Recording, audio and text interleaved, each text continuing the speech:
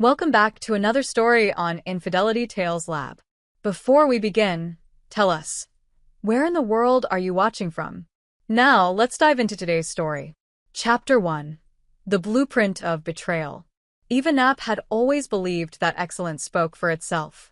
Standing in the executive conference room of Warner Technologies, her presentation slides still glowing on the smart screen behind her, she watched the faces of the board members with quiet confidence. 3 years of developing the revolutionary AI-powered logistics system, 18 months of leading the most successful product launch in company history, and countless late nights perfecting every detail had led to this moment.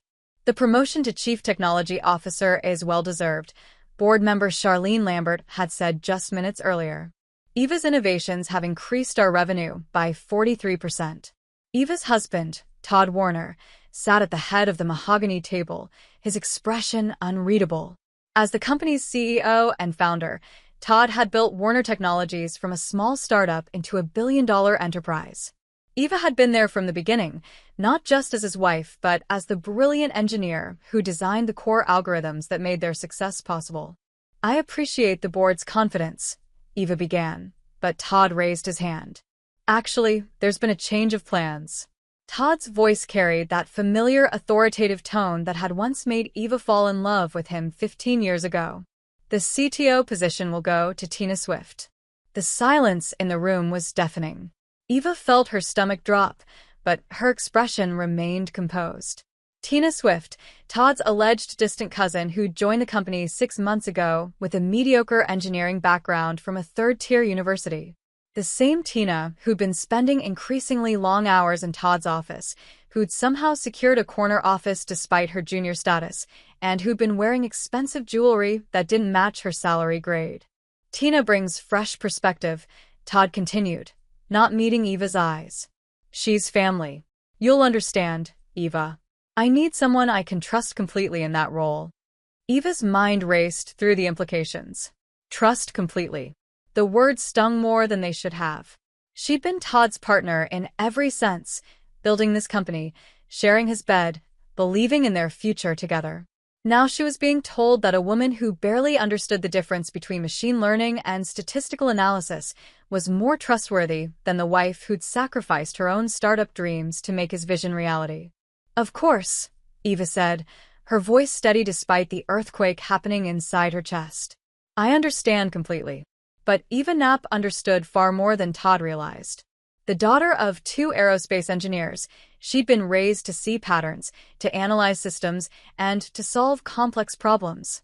And right now, she was looking at the biggest problem of her life, a husband who'd betrayed her professionally and personally, wrapped in the neat package of corporate politics. As the meeting dissolved into awkward small talk, Eva gathered her materials with mechanical precision. Her team was waiting in the engineering wing, probably celebrating what they assumed would be her promotion. 40 brilliant minds she'd personally recruited from top universities and competing firms. Developers, data scientists, systems architects, and product managers who'd followed her vision and trusted her leadership. She walked through the glass corridors of Warner Technologies, her reflection multiplying in the polished surfaces. Each step felt like a countdown to something she couldn't yet name. In the elevator, alone for the first time since the meeting, Eva allowed herself exactly 30 seconds to feel the full weight of the betrayal. Her reflection stared back from the metal doors, auburn hair pulled back in her signature professional bun, green eyes that had always been called calculating by those who didn't appreciate intelligence in women, and the tailored navy blazer that made her feel armored for corporate battles. 30 seconds. Then the elevator dinged, and Eva Knapp, the woman who'd just been passed over for a promotion she'd earned through brilliance and dedication, stepped out. What stepped back into the engineering department was something else entirely. The celebration banner hung across the main workspace. "Congratulations, CTO, Eva." Her team had pooled resources for champagne and cake, their faces bright with anticipation. Caroline Ho, her lead data scientist, was the first to notice Eva's expression. The look on your face suggests either the promotion came with a massive catch, or... Caroline's voice trailed off as understanding dawned. Todd gave the position to Tina Swift, Eva announced to the room. The silence that followed was different from the conference room quiet. This was outrage building pressure like steam in a sealed system.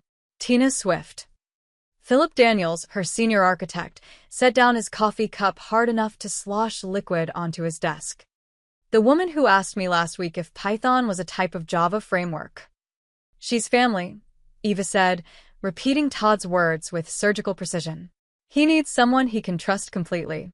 Eva watched her team process this information. These weren't just employees.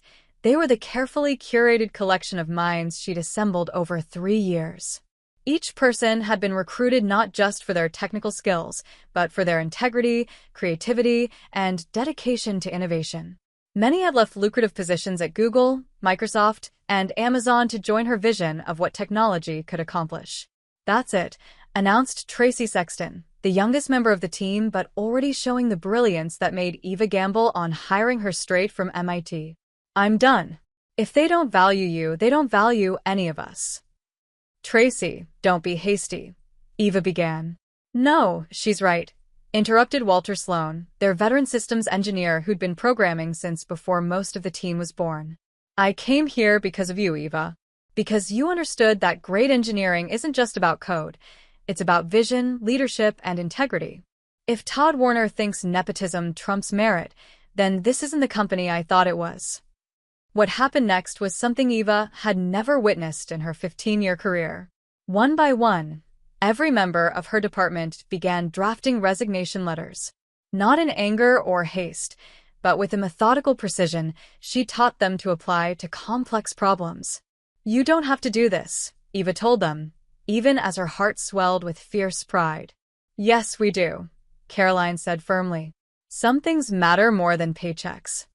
By 6 p.m., 40 resignation letters sat on Eva's desk. By 7 p.m., she'd submitted her own to HR. By 8 p.m., word had spread through the company like wildfire, creating panic in every department that depended on engineering services. Eva's phone buzzed constantly with calls from Todd, which she ignored. Instead, she sat in her empty office, looking out at the city lights, and began drafting an email to her team. The subject line read, "The next chapter." In that email, she outlined her plans to start her own company, to build the technology platform she'd always envisioned without corporate politics or family favoritism.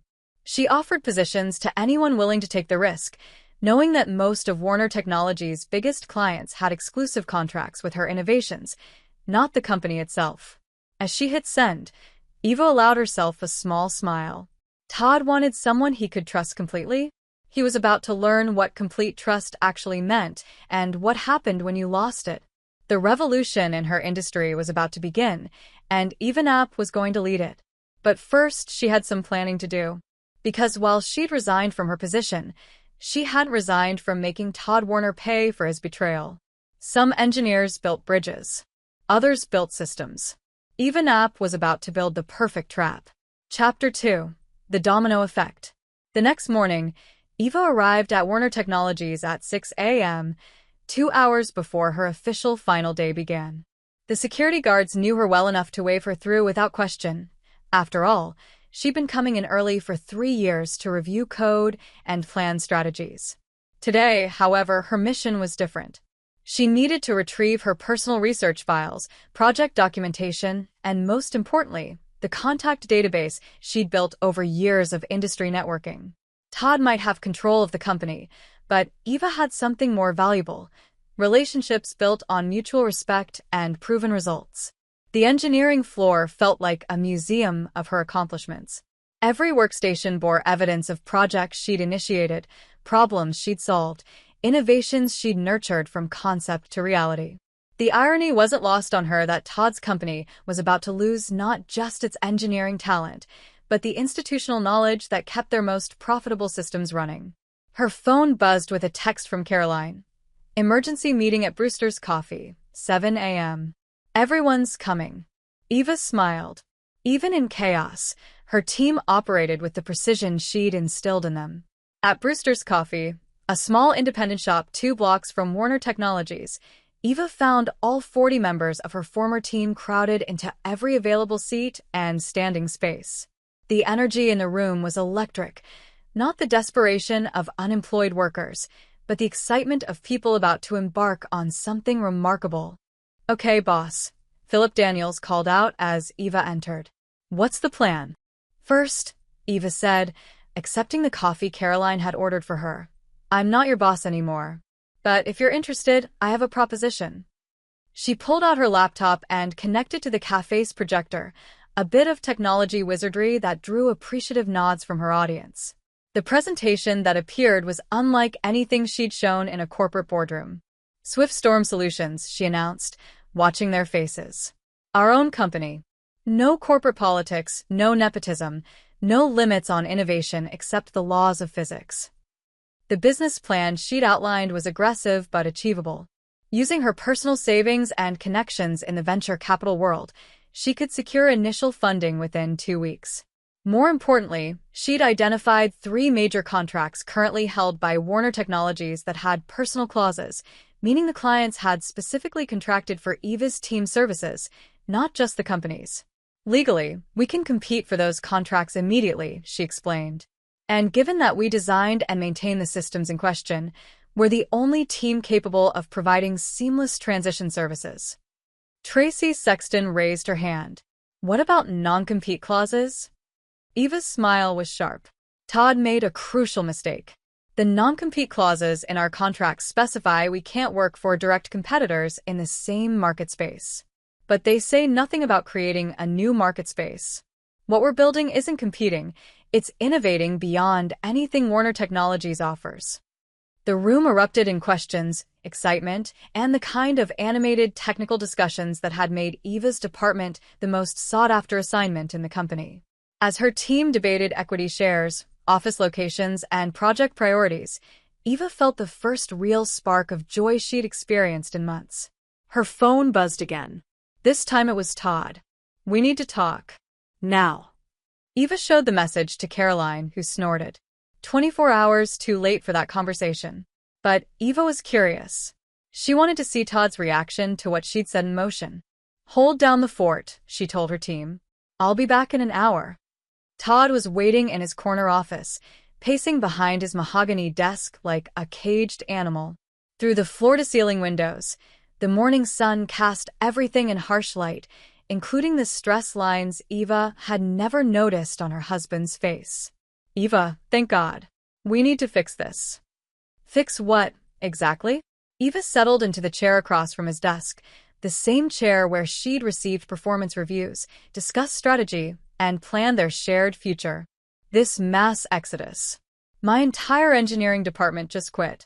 Do you understand what this means for our Q3 deliverables?" Eva studied Todd's face, searching for any sign of the man she'd fallen in love with in graduate school. Back then, he'd been brilliant and driven, but also kind and supportive of her ambitions. When had ambition curdled into ruthless pragmatism? "I understand perfectly," she said. "It means you gave my promotion to an unqualified candidate, and now you're facing the consequences." "Tina is qualified. She has innovative ideas about user experience and—" "Todd." Eva's voice cut through his justifications like a laser. "I've seen her code. It's undergraduate level at best. Her innovative ideas are marketing concept she pulled from TechCrunch articles." For a moment, Todd's mask slipped, and Eva saw something that looked like guilt. But it was quickly replaced by the defensive anger she'd been seeing more often in their marriage. "This isn't about qualifications. It's about family loyalty. Tina understands the importance of putting the company first, of supporting leadership decisions without question. Unlike me, you've always been too independent, Eva. Too willing to challenge decisions, to push back when things don't go your way." The words hung in the air between them, revealing more about their marriage than Eva had ever consciously acknowledged. She'd been too independent, too willing to challenge, too unwilling to subordinate her intelligence to his authority. "I see." Eva stood, smoothing her skirt. "Well, you'll be happy to know that my independence is no longer your problem." "Eva, wait. I'm prepared to make a counteroffer. Senior Vice President of Innovation. Significant raise, expanded team, direct report to me." "Report to you." Eva paused at the door. "With Tina Swift as my superior." Tina would handle strategic oversight while you focus on technical execution. It's a better fit for your skills anyway. Eva felt something crystallize inside her chest. Not heartbreak, but clarity. This wasn't just about a promotion. This was about Todd's fundamental belief that she should be grateful for whatever scraps of authority he was willing to grant her. "No thank you," she said. "I've accepted a position as CEO of SwiftStorm Solutions." Todd's face went pale. "Your own company?" "Eva, be reasonable. You can't possibly compete with Warner Technologies. The funding alone is already secured. We'll be announcing our first major client partnership next week." It was a bluff, but Eva delivered it with the confidence of someone holding royal flush. Todd's expression shifted from disbelief to something approaching panic. "You can't do this. Your non-compete doesn't apply to innovation beyond your company's current capabilities. You might want to have legal review that clause." Eva left Todd sitting behind his desk, probably calculating the true cost of his family loyalty.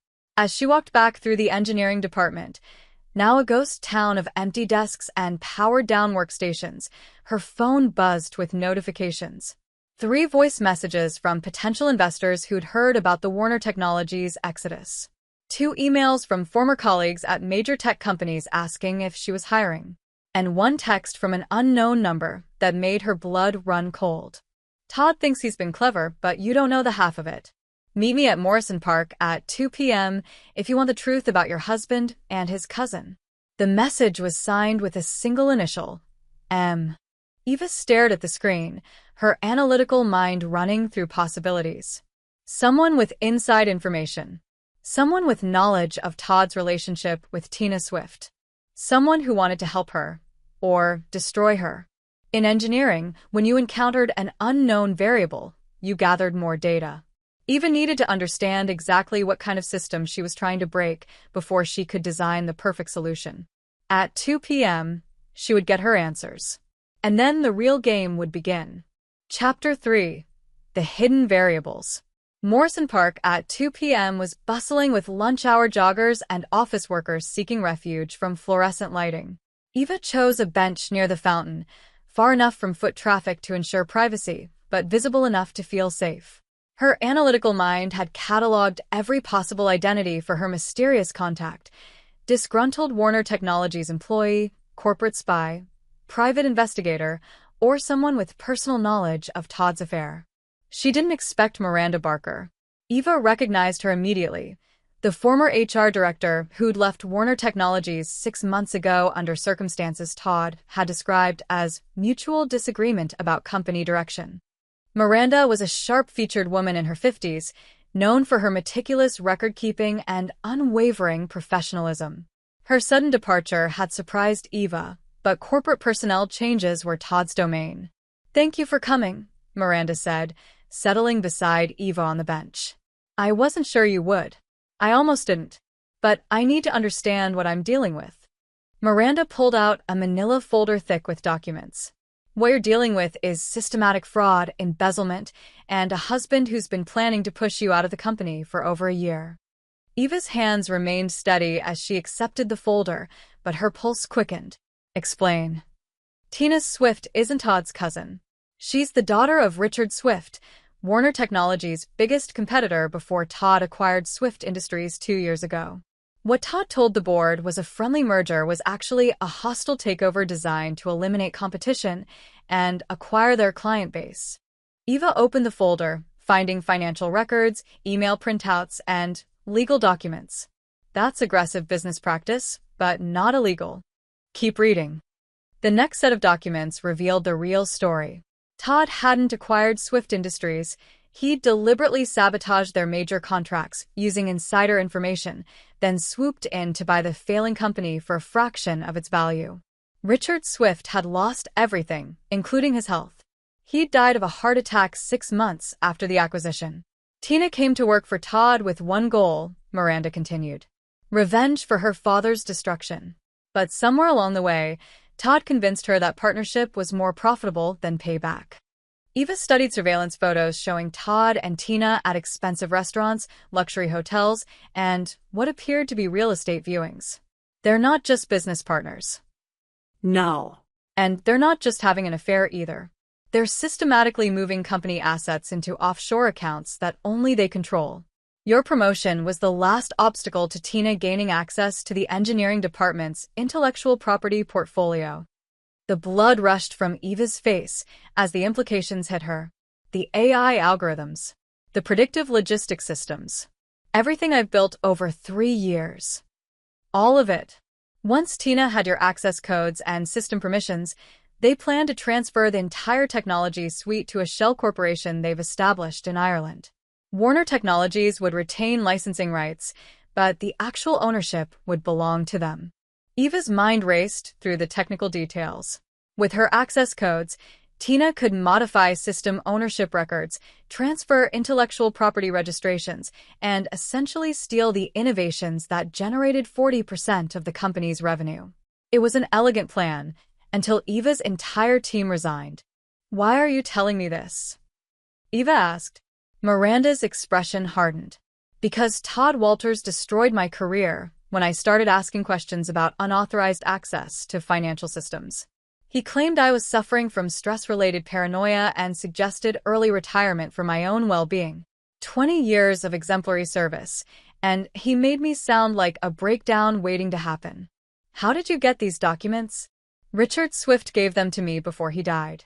He'd hired a private investigator to document Todd's illegal activities, planning to file criminal charges. But the stress killed him before he could act. I've been sitting on evidence for months, waiting for the right moment." Eva studied the surveillance photos again, seeing her marriage with new clarity. Todd's increasing emotional distance, his criticism of her independence, his insistence that she focus on technical work rather than strategic planning, it had all been preparation for pushing her out. "There's more," Miranda said. "Todd's been telling potential investors that you're planning to leave the company to start a family. He's been positioning your departure as voluntary downsizing to focus on core competencies, while stealing my work to start his own technology empire with his girlfriend." Exactly. "And now that your team has resigned, he's in panic mode. Without your engineers, he can't maintain the systems well enough to complete the theft. But with Tina as CTO, he can claim authority over anything you created while employed by Warner Technologies." Eva closed the folder, her mind shifting into the strategic planning mode that had made her such an effective leader. Todd had played a sophisticated game, but he'd made critical errors. He'd underestimated her loyalty to her team, her willingness to walk away from a corrupt system, and her ability to build alternatives. "What do you want from me?" Eva asked. "Justice. For Richard Swift, for me, and for every person Todd Warner has used and discarded in his climb to success. But mostly, I want to see him lose everything the way he made others lose everything." Eva stood, tucking the folder under her arm. "I can make that happen. But I need complete documentation, financial records, communications, anything that proves the systematic nature of their fraud." "I have everything." Richard Swift was thorough. "Good. Because I'm not just going to stop Todd and Tina from stealing my work. I'm going to destroy their ability to harm anyone else." As they walked back toward the city, Eva's phone buzzed with updates from her team. Swift Storm Solutions had secured its first major investor, a venture capital firm specializing in disruptive technologies. Her former colleagues were already reaching out about potential partnerships. And 3 of Warner Technologies' biggest clients had requested meetings to discuss transition services. But now Eva's goals had expanded beyond professional success. Todd had manipulated her for years, isolated her from the truth, and planned to steal the innovations that represented her life's work. He'd underestimated her intelligence, her integrity, and her capacity for strategic thinking. His biggest mistake, however, was believing that stealing her work would be enough to defeat her. Eva Knapp didn't just build technological systems, she engineered solutions to complex problems. And Todd Warner was about to become the most complex problem she'd ever solved. Chapter 4. System Architecture. The Swift Storm Solutions temporary headquarters occupied the entire 20th floor of the Meridian Building, a glass and steel monument to Silicon Valley ambition located precisely 2.3 miles from Warner Technologies. Eva had chosen the location deliberately, close enough to poach talent and clients, far enough to avoid accidental encounters with her old life. 3 weeks had transformed her team from corporate refugees into entrepreneurs with fire in their eyes. The open plan office buzzed with the controlled chaos of a successful startup. Whiteboards covered in algorithms, standing desks clustered around multiple monitors, and the constant hum of brilliant minds solving complex problems. The Meridian Financial Partnership is official, Caroline Ho announced, waving a signed contract. They want us to rebuild their entire risk assessment platform using our predictive modeling system. Eva smiled, marking another victory on her mental scoreboard.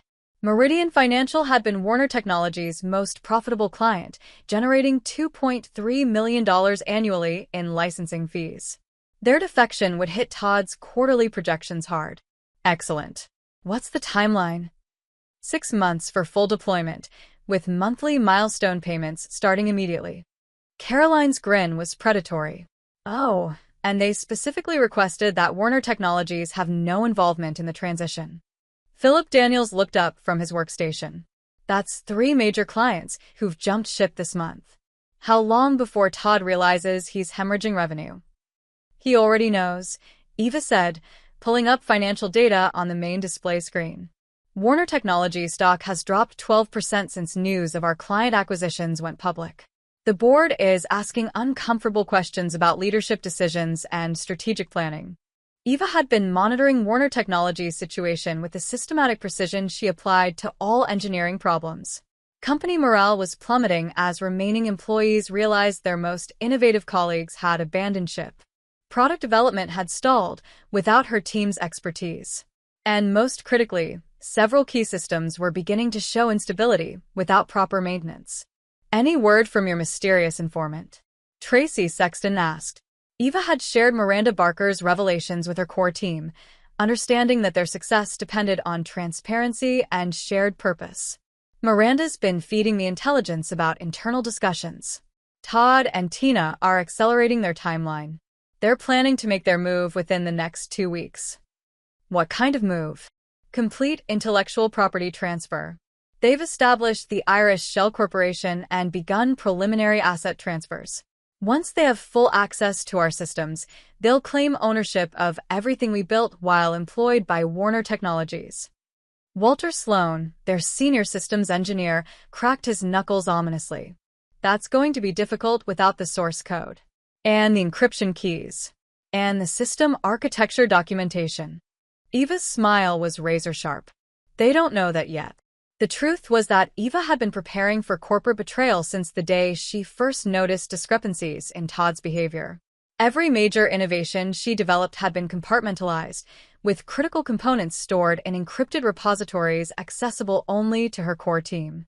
The systems running at Warner Technologies were sophisticated and functional, but they were essentially elaborate facades hiding the true technological foundation.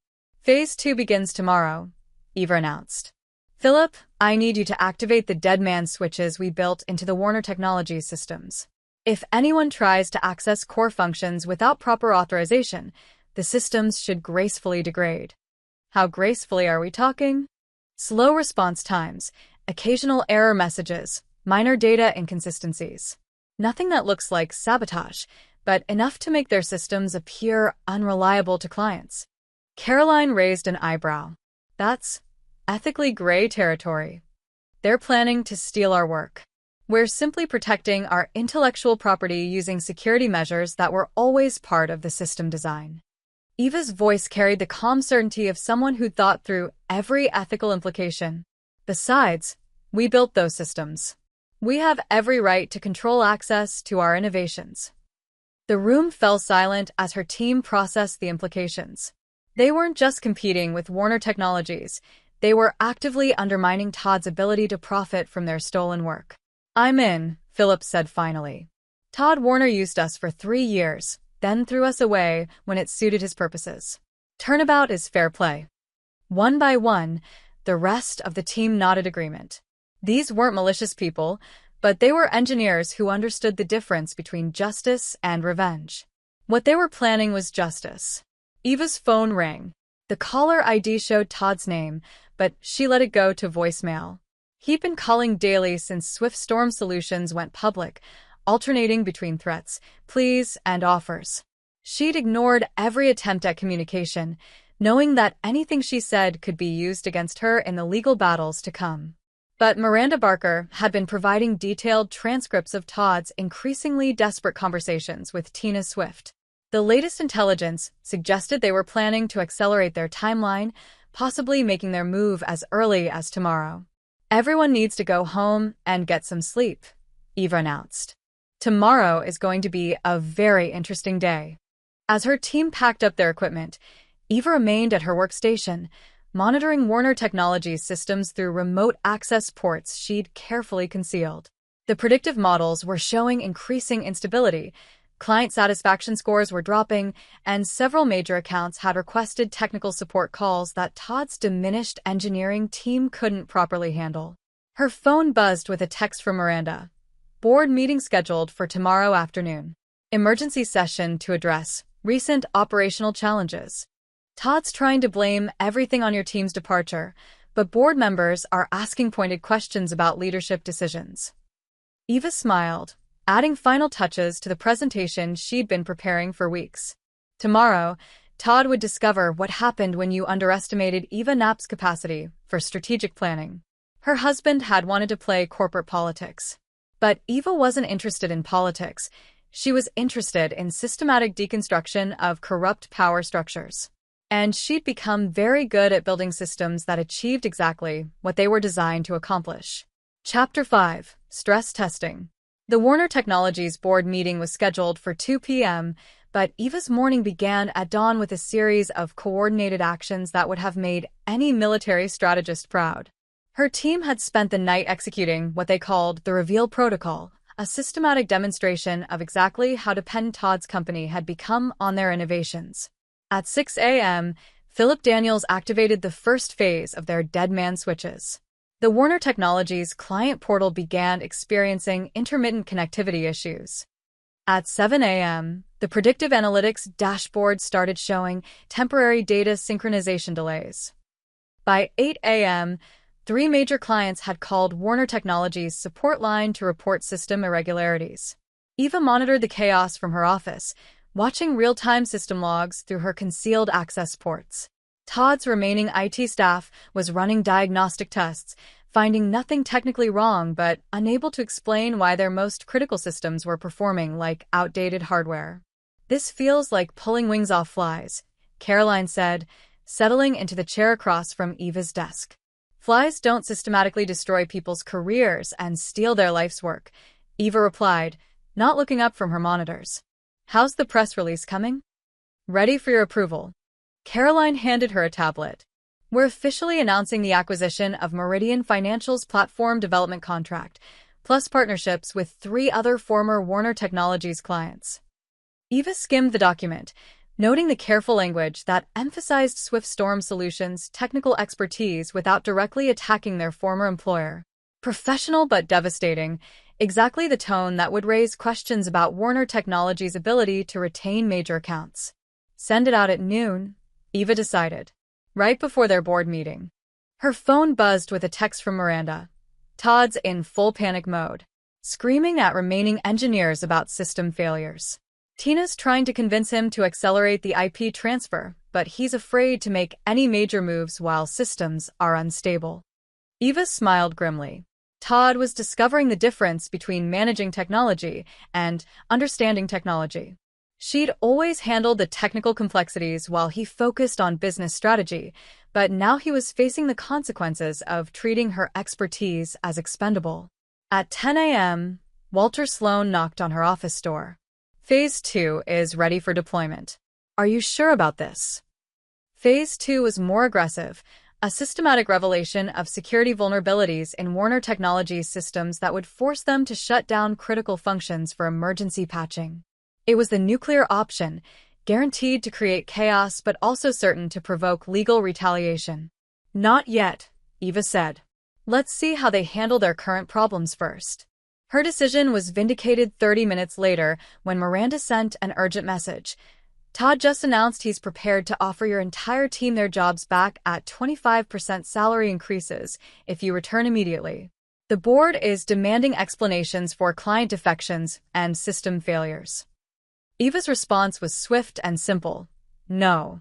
She'd moved beyond the possibility of reconciliation. This wasn't about money or professional recognition anymore.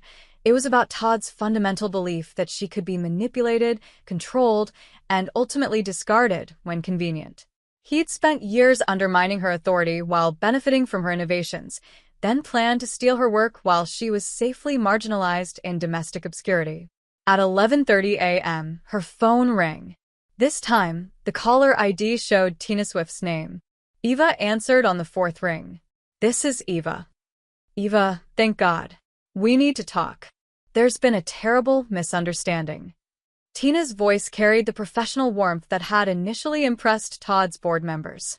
But Eva had studied the woman's background exhaustively. She knew about Richard Swift's death, the planned revenge, and the convenient transformation from grieving daughter to strategic partner. "I don't think we have anything to discuss, Tina." Please.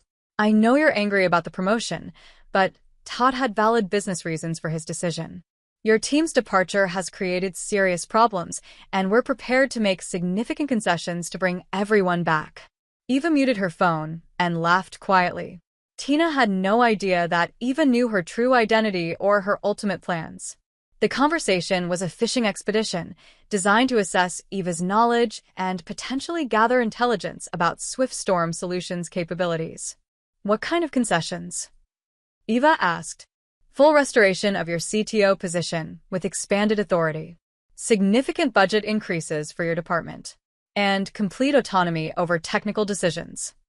Under your oversight as Chief Technology Officer." "Actually, I've been reconsidering that position. Perhaps a different role would better suit my skills." Eva could practically hear the wheels turning in Tina's head. With the systems failing and clients departing, Tina was discovering that stealing technology required actually understanding technology. The CTO position she'd coveted was becoming a liability as board members demanded technical explanations she couldn't provide. "I appreciate the offer," Eva said, "but I'm quite happy with my current situation." "Eva, please be reasonable. This competition between our companies isn't good for anyone. Surely, we can find a mutually beneficial solution." "I'm sure we can," Eva agreed. "In fact, I have some ideas I'd love to discuss with Todd's board of directors." The silence on the other end of the line was telling. Tina Swift had just realized that Eva wasn't a bitter ex-employee seeking revenge. She was a strategic thinker with specific goals and the expertise to achieve them. "What do you want?" Tina asked, her professional warmth replaced by wary calculation. "Justice," Eva said simply, then ended the call. At exactly noon, SwiftStorm Solutions' press release hit the technology news cycle. The headlines were everything Eva had hoped for. Warner Technologies loses major clients to startup founded by former engineering team, and exodus of top talent raises questions about corporate leadership. By 1 p.m., Warner Technologies stock had dropped another 8%, and 3 financial news networks had requested interviews with Eva about the unprecedented mass resignation that had sparked the crisis. Eva declined all interview requests. She had more important things to do, like preparing for Todd's inevitable attempt to force her back under his control through legal intimidation or financial pressure. At 1:45 p.m., Miranda sent her final intelligence update. Board meeting moved up to 1:30. "Todd's trying to get emergency authority to pursue legal action against SwiftStorm Solutions. Claims you've stolen proprietary technology and violated non-compete agreements." Eva had been expecting this move. Todd's pattern was to use legal pressure when his authority was challenged, counting on his opponent's reluctance to engage in expensive litigation. But Eva had been preparing for legal warfare since the day she'd resigned. She pulled up the documentation she'd been assembling for weeks, detailed records of her own innovations, proof that the contested technologies had been developed using her personal research and theoretical frameworks, and evidence that Warner Technologies had systematically violated intellectual property agreements by sharing her work with unauthorized personnel. Todd wanted a legal battle. Eva was about to give him one that would expose every unethical practice he'd hidden behind corporate privilege. Her phone rang one more time. Todd's name appeared on the caller ID, and this time, Eva answered immediately. Hello, Todd. Eva, we need to end this madness. You're destroying everything we built together. No, Eva said calmly. I'm protecting everything I built from being stolen by people who think intelligence and hard work are commodities to be exploited. Come home. We can work this out. Eva looked around her office, at the teams of brilliant engineers who trusted her leadership, at the wall of monitors displaying successful projects and satisfied clients, at the future she'd built through her own vision and determination. I am home, she said and hung up. Phase 3 was about to begin. Chapter 6. Critical Failure. The emergency board meeting at Warner Technologies lasted exactly 47 minutes. Eva knew because Miranda Barker was live texting updates from the corporate parking lot where she'd positioned herself to observe the aftermath. What emerged from that conference room was a CEO fighting for his professional life and a board of directors demanding accountability for decisions that had decimated their most profitable division. Todd tried to blame everything on industrial espionage, Miranda reported via secure text. Claimed you'd sabotaged Warner Technologies systems and stolen client lists. Board member Charlene Lambert shut him down hard, reminded him that you'd recruited those clients personally and had every right to continue professional relationships. Eva smiled, adding another check mark to her mental scoreboard. Charlene Lambert was a veteran technology executive who understood the difference between legitimate competition and illegal interference. She'd also been one of Eva's strongest supporters before the promotion debacle. Any mention of legal action? Eva texted back. Threatened, but not authorized. Board wants a full audit of all technology transfers and client agreements before approving litigation. Tina Swift looked like she was going to be sick. That information was particularly satisfying. Tina's revenge fantasy had become a nightmare as she discovered that destroying someone required actually understanding what they'd built. With Eva's systems degrading and clients departing, Tina was facing the reality that her technical credentials were insufficient for the role she'd obtained through manipulation. Eva's team had been monitoring Warner Technologies' infrastructure all afternoon, watching their former colleagues struggle with increasingly unstable systems. The deadman switches they'd installed weren't causing obvious failures, but they were creating subtle inconsistencies that made troubleshooting nearly impossible. To an outside observer, it looked like Warner Technologies' technology was simply aging poorly without proper maintenance. We're getting reports of 3 more system outages, Philip Daniels announced from his workstation. Their automated backup protocols are failing about 60% of the time. Any chance of actual data loss? Eva asked. No. We built those systems to be resilient, even when they're compromised. Clients might experience service interruptions, but their data remains secure. Eva nodded approvingly. She wanted to demonstrate Todd's incompetence, not harm innocent clients who'd trusted Warner Technologies with their business. The goal was precision damage to specific targets, not collateral destruction. Her phone rang, displaying a number she didn't recognize. Eva answered cautiously. Ms. Knapp? This is Richard Martinez from the California State Department of Corporations. I'm calling regarding a formal complaint filed against SwiftStorm Solutions alleging theft of proprietary technology and violation of employment agreements. Eva's pulse quickened, but her voice remained steady. I see. What kind of complaint? Warner Technologies has requested an emergency investigation into your company's acquisition of their intellectual property. They're claiming that key technologies were illegally transferred when your team resigned. Eva had been preparing for this moment since founding SwiftStorm Solutions. Mr. Martinez, I'd be happy to cooperate with any investigation. However, I should point out that all technologies developed by SwiftStorm Solutions are based on my personal research and theoretical frameworks developed over my 15-year career. I have extensive documentation proving the provenance of our innovations. That's exactly what we'll need to review. Can you provide those documents by tomorrow afternoon? Absolutely. In fact, I can provide documentation that Warner Technologies has been using my personal research without proper attribution or compensation for the past 3 years. The silence on the other end suggested this wasn't the response Richard Martinez had expected. Corporate theft complaints usually involved employees who'd stolen company secrets, not executives who could prove their former employers had been stealing from them. "I'll need to see all relevant documentation," Martinez said carefully. "This investigation will examine the full scope of intellectual property transfers between both companies." After ending the call, Eva immediately contacted her attorney, Daniel Park, a former classmate from MIT who specialized in technology law and had been preparing for exactly this situation. Within 2 hours, they had assembled a comprehensive legal package that included patents, research documentation, and proof that Eva's innovations predated her employment at Warner Technologies by several years. But Eva's real trump card was the evidence Miranda Barker had provided about Todd and Tina's planned intellectual property theft. While Todd was accusing her of corporate espionage, Eva had documented proof that he was planning systematic theft of her work for personal profit. "This is going to be entertaining," Daniel told her as they reviewed the case files. "Todd Warner is essentially accusing you of stealing technology that he was planning to steal from you. It's like a recursive loop of corporate paranoia." How strong is our position? Legally? Unassailable. Professionally? This case is going to destroy Warner Technologies' reputation and probably result in criminal charges against Todd and Tina Swift. That evening, Eva returned to her Palo Alto apartment for the first time in days. The space felt strange now, too quiet, too isolated from the energetic chaos of her startup environment. She'd been staying at the Meridian building most nights, sleeping on the office couch rather than facing the emptiness of the home she'd shared with Todd.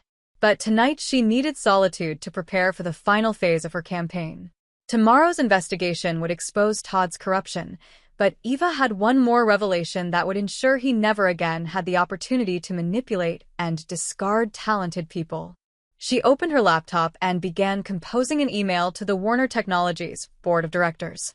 The subject line read, "Concerning the planned transfer of company assets to unauthorized entities." The email contained everything Miranda Barker had provided: financial records showing the systematic transfer of funds to offshore accounts, documentation of the shell corporation established to receive stolen intellectual property, and surveillance evidence of Todd and Tina's relationship. Most damaging of all, it included Richard Swift's investigative report detailing how Todd had destroyed Swift Industries through systematic sabotage. Eva attached the complete file and scheduled the email to send at 6 a.m. tomorrow morning, 1 hour before the state investigation would begin. By the time Todd arrived at the office, his board of directors would have detailed evidence of his fraudulent activities and criminal conspiracy. As she closed the laptop, Eva felt a profound sense of completion. 3 months ago, she'd been a dedicated wife and employee, trusting in the system that had shaped her career and marriage. The betrayal had shattered those illusions, but it had also freed her to build something better. Swift Storm Solutions was thriving. Her team was happy and productive. Their technology was advancing faster than anything they'd achieved under corporate constraints. And tomorrow, Todd Warner would face the consequences of underestimating the woman he'd tried to discard. Eva poured herself a glass of wine and settled onto her balcony, looking out over the city lights. Somewhere in those towers of glass and steel, Todd was probably planning his next move, convinced that legal intimidation would force her back under his control. He was about to learn that Eva Knapp had been thinking several moves ahead all along. Chapter 7. System Overload. Eva arrived at Swift Storm Solutions at 5:30 a.m. to find her core team already assembled around the main display screen, monitoring multiple news feeds with expressions ranging from satisfaction to outright glee. Her scheduled email to the Warner Technologies board had triggered an avalanche of corporate chaos that was playing out in real time across financial networks. "Stock trading has been suspended," Caroline Ho announced as Eva entered. "Warner Technologies is down 37% in pre-market trading. 3 board members have called emergency meetings. And Todd Warner just issued a statement claiming he's the victim of a coordinated attack by disgruntled former employees." Eva poured coffee from the office machine and settled into her chair. "What about the state investigation?" "Richard Martinez called 20 minutes ago," Philip Daniels said. "He wants to interview you first thing this morning. Apparently, your documentation package raised some very interesting questions about Warner Technologies' business practices." The morning news cycle was brutal for Todd's reputation. Financial reporters were describing the situation as unprecedented corporate warfare and a cautionary tale about the consequences of alienating key talent. Several technology analysts had gone on record questioning whether Warner Technologies could survive the loss of their entire engineering department combined with the systematic client defections. "Any word from our mysterious ally?" Tracy Sexton asked. As if summoned by the question, Eva's phone buzzed with a text from Miranda Barker. "Board meeting started at 6 a.m. Charlene Lambert is leading a revolt. Todd and Tina are in full damage control mode, but the evidence is overwhelming. Legal team recommended immediate suspension pending criminal investigation." Eva showed the message to her team, watching their faces light up with satisfaction. These weren't vindictive people, but they'd all suffered under Todd's manipulative leadership and had legitimate grievances about how their expertise had been undervalued and ultimately discarded. "There's something else," Walter Sloan said, pulling up a new display on the main screen. Warner Technologies' automated systems started failing catastrophically around midnight. Not our dead man switches. These are genuine technical failures caused by incompetent maintenance attempts. The screen showed system logs from Warner Technologies' infrastructure, revealing a cascade of errors that had begun when Todd's remaining IT staff tried to fix the subtle inconsistencies Eva's team had introduced. Instead of identifying the real issues, they'd made increasingly desperate changes to core systems, ultimately causing legitimate failures that had nothing to do with SwiftStorm Solutions' activities. "They broke their own systems while trying to fix problems they didn't understand," Philip observed with professional horror. "It's like watching someone try to repair a watch with a sledgehammer." Eva felt a brief moment of sympathy for Todd's remaining employees, who were probably working around the clock to resolve problems they hadn't created and didn't have the expertise to fix. But her sympathy was tempered by the knowledge that Todd had brought this chaos on himself through arrogance and poor judgment. At 9 a.m., Eva met with Richard Martinez at the state corporate offices, accompanied by her attorney Daniel Park. Martinez was a serious man in his 50s, with the careful demeanor of someone who'd investigated enough corporate fraud to recognize patterns of deception and manipulation. "Ms. Knapp, I've reviewed your documentation package. It raises serious questions about the allegations against your company." "What kind of questions?" "Whether Warner Technologies has standing to claim ownership of intellectual property that appears to predate your employment with them by several years. Your research documentation is quite comprehensive." Eva had spent years documenting her theoretical work, partly from professional habit and partly from the paranoia that came with working in a field where ideas were the primary currency. Every algorithm, every innovation, every breakthrough had been carefully recorded with timestamps and version control. "More concerning," Martinez continued, "are the allegations about planned intellectual property theft by Warner Technologies executives. If these claims are substantiated, we're looking at potential criminal charges rather than civil disputes." Daniel Park leaned forward. "Our client has evidence of systematic financial fraud and conspiracy to commit theft of intellectual property on a massive scale. She's prepared to cooperate fully with any criminal investigation. We may need to take you up on that offer. The documentation you provided suggests this case extends far beyond employment disputes into organized criminal activity." As they discussed the legal implications, Eva's phone buzzed with urgent messages from her team. Warner Technologies' website had gone offline. Their client portal was displaying error messages. And several major clients had publicly announced they were terminating contracts due to unacceptable service reliability issues. "It looks like Warner Technologies is having a very bad day," Eva told Martinez. "Given what I've learned this morning, I suspect their bad days are just beginning." The meeting concluded with Eva providing additional evidence and agreeing to testify in any criminal proceedings that might result from the investigation. As she and Daniel left the government building, Eva felt the satisfying closure that came from exposing systematic corruption to proper authorities. But her personal reckoning with Todd was far from over. At 2 p.m., her phone rang with Todd's number.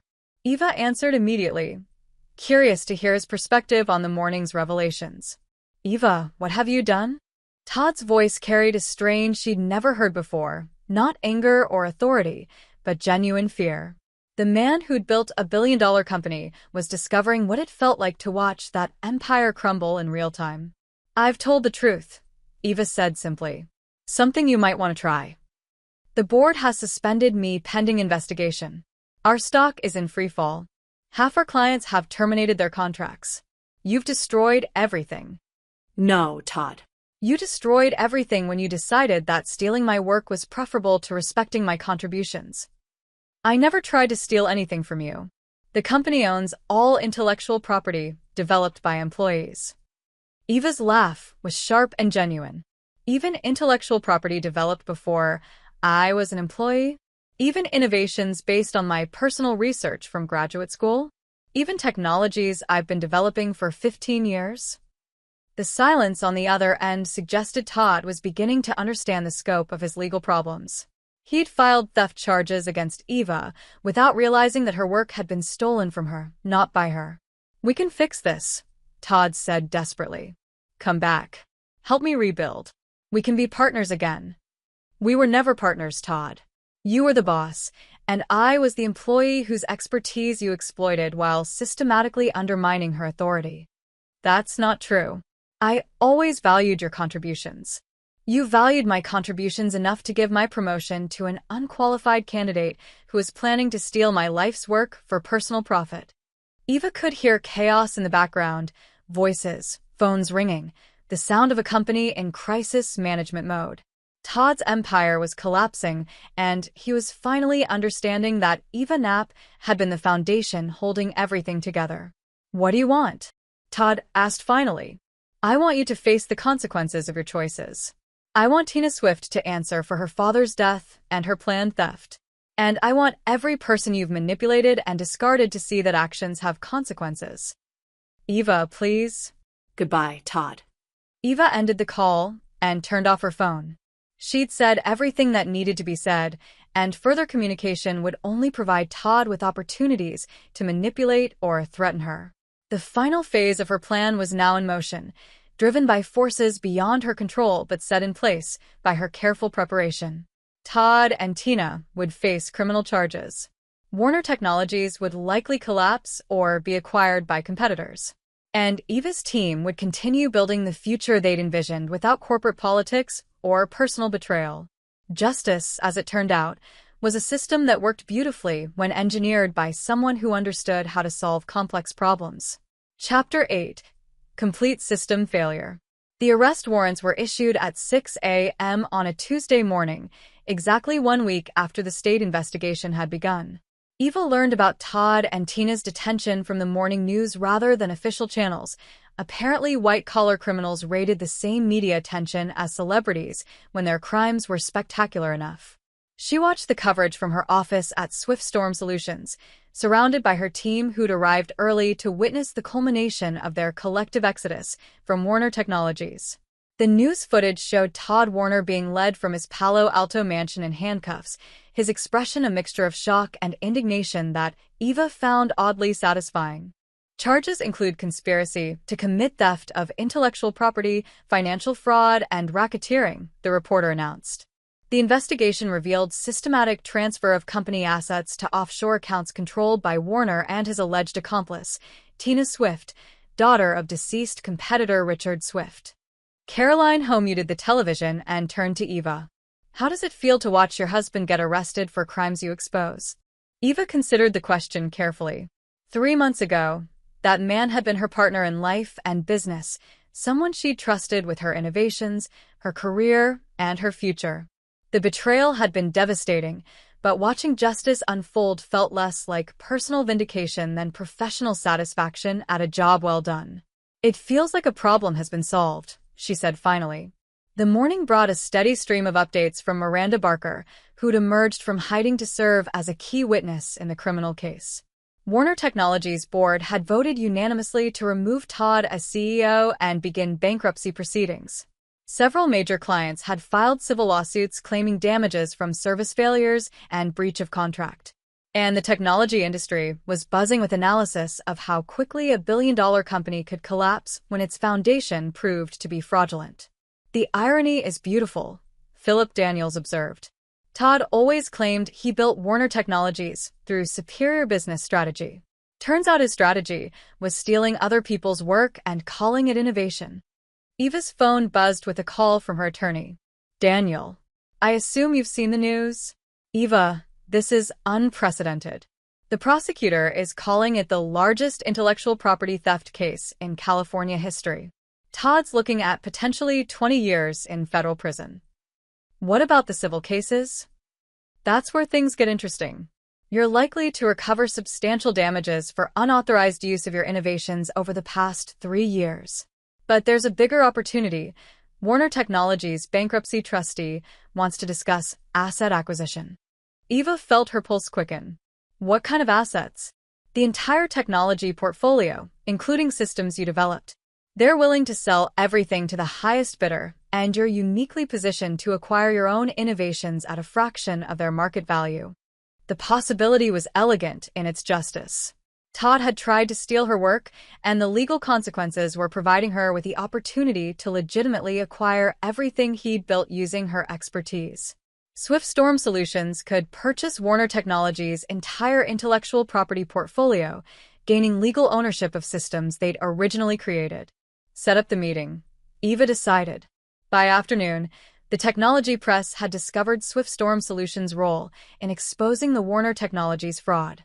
Eva found herself fielding interview requests from major publications wanting to understand how a startup founded by displaced employees had managed to orchestrate the downfall of their former company. She declined most requests, but agreed to speak with TechCrunch for a carefully crafted interview that would establish Swift Storm Solutions' reputation as an innovative force in the industry rather than a revenge-driven startup. The situation at Warner Technologies demonstrates what happens when corporate leadership prioritizes politics over merit, Eva told the reporter. Our team didn't set out to destroy our former company. We simply wanted to continue doing excellent work in an environment that valued expertise and integrity. Some industry observers are calling this corporate warfare. How do you respond to that characterization? We competed fairly in an open market. If Warner Technologies couldn't retain their clients or maintain their systems without our team, that reveals fundamental weaknesses in their business model, not aggressive behavior on our part. The interview would run the following day, but Eva had already achieved her goal of positioning Swift Storm Solutions as the victor in a battle between competence and corruption. The company's reputation was being built on the solid foundation of technical excellence rather than personal drama. As evening approached, Eva's phone rang with a call from Charlene Lambert, the Warner Technologies board member who'd been instrumental in Todd's removal. Eva, I wanted to personally apologize for the board's failure to recognize your contributions and protect you from Todd's manipulation. Thank you, Charlene. I appreciate that. I also wanted to discuss a proposition. Several board members are interested in investing in Swift Storm Solutions. We believe your company represents the future of innovation that Warner Technologies could have been under different leadership. Eva smiled, adding another victory to her mental scoreboard. The same board members who'd approved her dismissal were now seeking to profit from her success. The irony was perfect. I'd be interested in discussing that opportunity. Excellent. There's also something else. The board is recommending that law enforcement investigate Todd's role in Richard Swift's death. The stress-related heart attack that killed Tina's father appears to have been directly caused by Todd's illegal sabotage of Swift Industries. Eva felt a chill despite the warm afternoon. She'd known about Todd's business ruthlessness, but the possibility that his actions had directly caused someone's death elevated his crimes beyond financial fraud into something approaching murder. That's a very serious allegation, with very serious legal implications. Todd Warner's pattern of destruction is finally being exposed in its entirety. After ending the call, Eva sat in her office, watching the sunset paint Silicon Valley in shades of gold and red. The view reminded her of the evening 3 months ago when she'd sat in this same spot, planning the systematic destruction of the man who'd betrayed her trust and stolen her work. Mission accomplished. Todd Warner was facing decades in prison. Tina Swift would answer for her father's death and her role in the conspiracy. Warner Technologies was dissolving into bankruptcy, its assets available for acquisition by the people who'd actually created them. And Swift Storm Solutions was emerging as a major force in the technology industry, built on the foundation of excellence rather than exploitation. Eva Knapp had engineered the perfect revenge, one that looked exactly like justice. Chapter 9. New System Initialization. 6 months later, Eva stood in the executive conference room of the building that had once housed Warner Technologies, now bearing the clean, modern signage of Swift Storm Solutions' permanent headquarters. The acquisition had been completed the previous week, with Eva's company purchasing the entire Warner Technologies intellectual property portfolio, office space, and remaining client contracts for roughly 10% of their original value. The irony wasn't lost on anyone that the woman Todd Warner had tried to marginalize was now sitting in his former office, leading the company he'd built using her innovations. The integration is proceeding ahead of schedule, Caroline Ho reported to the assembled leadership team. We've successfully migrated all client systems to our improved platforms, and customer satisfaction scores are the highest in company history. Eva nodded approvingly. The technical challenges of absorbing Warner Technologies' infrastructure had been significant, but her team had approached the problem with a systematic precision that characterized all their work. Rather than simply maintaining Todd's systems, they'd rebuilt everything from the ground up, creating more robust and efficient platforms that showcased their true capabilities. "What's the status on the federal case?" Philip Daniels asked. "Todd pled guilty to all charges last week," Eva replied. 15 years in federal prison, plus full restitution to victims. Tina Swift received 8 years and agreed to cooperate with the investigation into her father's death. The room fell silent as Eva's team processed the magnitude of those sentences. Todd Warner, who'd once commanded a billion-dollar empire through manipulation and theft, would spend the next decade and a half in prison. His fall from corporate titan to convicted felon had been swift and absolute. "Any regrets?" Tracy Sexton asked quietly. Eva considered the question seriously. The woman who'd answered that same question 6 months ago might have felt conflicted about destroying her husband's life and career. But the woman who'd built Swift Storm Solutions from nothing into a major technology force felt only satisfaction at seeing justice served. "None," she said firmly. "Todd made choices that hurt people and violated their trust. The consequences were earned through his own actions." The meeting continued with updates on new client acquisitions, product development timelines, and expansion plans. Swift Storm Solutions had grown from 40 displaced engineers into a company of over 200 employees, with offices in 3 cities and partnerships with major corporations across multiple industries. More importantly, they'd built the kind of workplace Eva had always envisioned, one where merit determined advancement, where innovation was valued over politics, and where brilliant people could do their best work without fear of manipulation or betrayal. After the meeting, Eva returned to her office to find a letter waiting on her desk. The return address showed the California State Prison System, and the handwriting was Todd's. She almost threw it away unopened, but curiosity won over caution. The letter was brief and handwritten on standard prison stationery. "Eva, I know you have no reason to forgive me, but I need you to understand that I never meant for things to happen the way they did. I convinced myself that business decisions were separate from personal relationships, that I could compartmentalize the choices I made without affecting what we had together. I was wrong about everything about you, about Tina, about what success actually means. You built something remarkable from the wreckage I created, and you deserve all the recognition you've received. I'm sorry for the pain I caused and the trust one betrayed. You were always the better engineer, the better leader, and the better person. I hope someday you can remember the good parts of what we had together. Todd." Eva read the letter twice, then folded it carefully and placed it in her desk drawer. Todd's apology didn't change anything about what he'd done or the consequences he was facing, but it provided closure she hadn't realized she needed. The man she'd fallen in love with in graduate school had existed, even if he'd been gradually corrupted by power and ambition. That knowledge didn't excuse his actions, but it allowed Eva to finally separate her memories of their relationship from the betrayal that had ended it.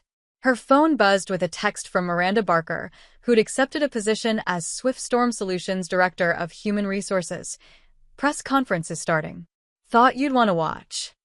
Eva pulled up the live stream on her office monitor. The California Attorney General was announcing the conclusion of the Warner Technologies investigation, highlighting the case as an example of how corporate fraud enforcement had evolved to address sophisticated white-collar crimes. This investigation demonstrates that innovation cannot be stolen, only borrowed temporarily, the Attorney General said. The true creators of valuable technology will ultimately prevail when given the opportunity to compete fairly. The press conference included testimony from several victims of Todd's schemes, including family members of Richard Swift who'd filed wrongful death lawsuits based on evidence uncovered during the criminal investigation.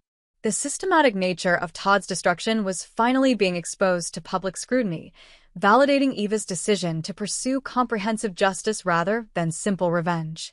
As evening approached, Eva walked through the Swift Storm Solutions offices, observing the controlled chaos of a successful technology company.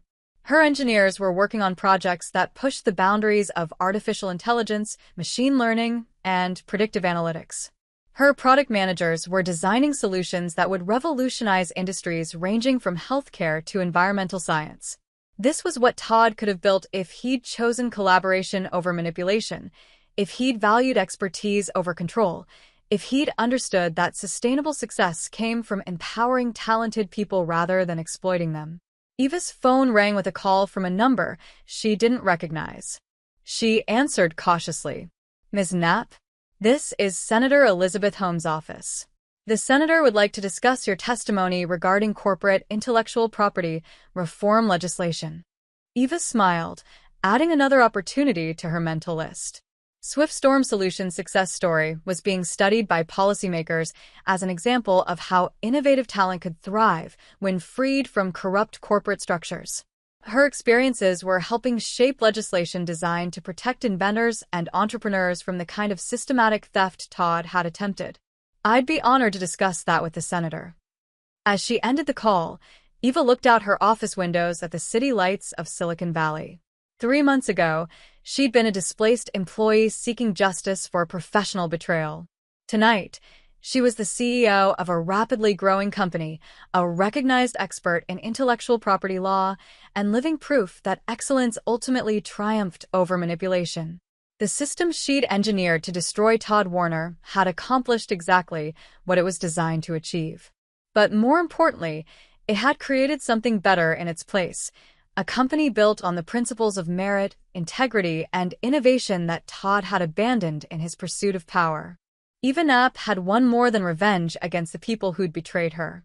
She'd won the opportunity to build the future she'd always envisioned, surrounded by people who shared her commitment to using intelligence and technology to solve meaningful problems. The engineering of revenge was complete. The engineering of tomorrow was just beginning. Epilogue. 5 years later, Eva Knapp stood at the podium of the San Francisco Convention Center, looking out at an audience of 3,000 technology professionals gathered for the annual Tech Leaders Conference. The banner behind her read, "Innovation through Integrity, Building Sustainable Technology Companies," and her keynote speech was being live-streamed to millions more viewers worldwide. 5 years ago, she began, "I learned that the most valuable skill an engineer can develop isn't coding or system design. It's the ability to recognize when existing systems need to be completely rebuilt." Swift Storm Solutions had grown into one of the most respected companies in Silicon Valley, with 12 offices worldwide and innovations that had revolutionized everything from medical diagnostics to climate modeling. But Eva's most important achievement wasn't technological, it was cultural.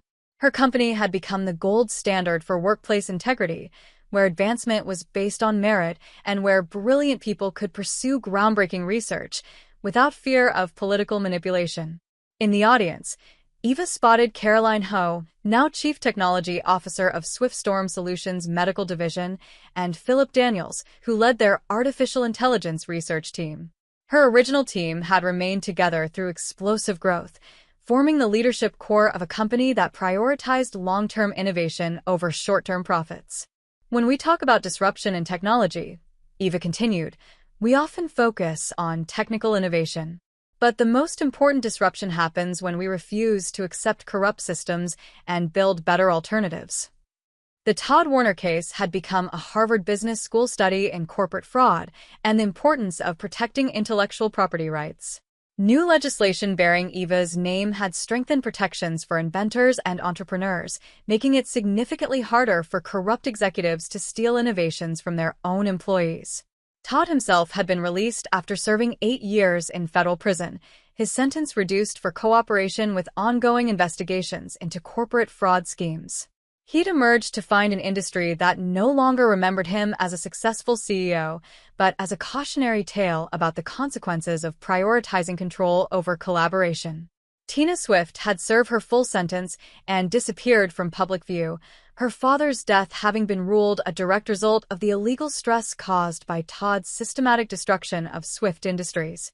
The wrongful death settlement had provided some measure of justice for Richard Swift's family, though no amount of money could truly compensate for their loss. As Eva concluded her speech to thunderous applause, she reflected on the journey that had brought her to this moment. The woman who'd sat in Todd's conference room 5 years ago, watching her promotion being given to an unqualified candidate, could never have imagined building something this significant from the wreckage of her marriage and career. But that woman had possessed the same analytical mind, the same commitment to excellence, and the same refusal to accept corruption as inevitable. She'd simply needed the motivation to apply those skills to solving the most complex problem of her life. After the conference, Eva drove to her favorite restaurant in Palo Alto, where Miranda Barker was waiting with champagne to celebrate the 5th anniversary of Warner Technologies' bankruptcy filing. Miranda had become more than an ally. She was Eva's closest friend and confidant, someone who understood the cost of standing up to powerful people and the satisfaction of watching justice prevail. To systematic problem-solving, Miranda toasted. To building better systems, Eva replied. As they clinked glasses, Eva's phone buzzed with a notification. A major university had offered her a position developing their new engineering ethics program, teaching the next generation of technology leaders about the importance of integrity and innovation. She accepted immediately. Some engineers built bridges. Others built systems. Eva Knapp had built something even more important, proof that intelligence, integrity, and strategic thinking could overcome any form of corruption or betrayal. The future belonged to people who refused to accept that excellence should be subordinated to politics, that innovation should serve manipulation, or that brilliant minds should be discarded when they became inconvenient. Eva Knapp had engineered a revolution, one ethical decision at a time. And she was just getting started. And there you have it. Another story comes to an end. What did you think? I'd love to hear your thoughts in the comments below. If you enjoy this story, consider joining our community by subscribing. It means the world to us. For more stories like this one, check out the recommended videos on screen.